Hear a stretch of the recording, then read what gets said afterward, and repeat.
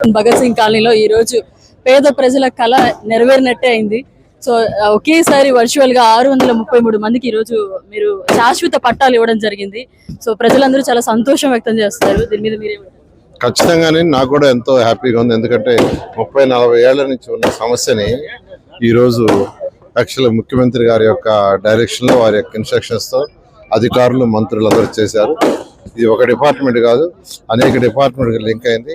అటు irrigation department కావచ్చు, revenue department, municipal department, లా, finance, 5 department యొక్క మంత్రులతో, 5 డిపార్ట్మెంట్ల యొక్క అధికారులతో యాక్చువల్గా సమన్వయం చేసి దీన్ని ముఖ్యమంత్రి గారు వీళ్ళకి పట్టాలు చిత్రంగా చేశారు.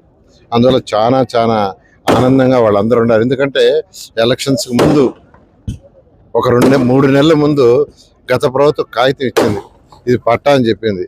అయితే వాళ్ళు బ్యాంకులకు పోతే ఇది పట్టా కాదమ్మా, ఎందుకు పనికిరాని కాగితం అని చెప్పారు. అంటే ఒక దొంగ పట్టా ఇచ్చారు, ఓట్ల కోసంగా ఇచ్చారు.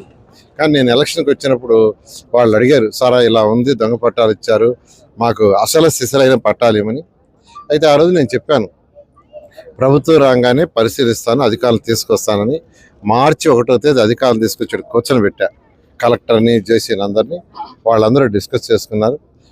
తర్వాత కలెక్టర్ గారిని అమరావతికి పిలిపించి అక్కడ అధికారుల ముందు, సెక్రటరీస్ ముందు, irrigation secretary, revenue secretary, municipal సెక్రటరీతో కూర్చొని పెట్టి డిస్కస్ చేస్తే వాళ్ళందరూ ఏ విధంగా చేయాలని ఒక గైడ్ చేశారు. ఆ గైడ్ ప్రకారం కలెక్టర్ గారు దాన్ని ప్రాసెస్ చేశారు.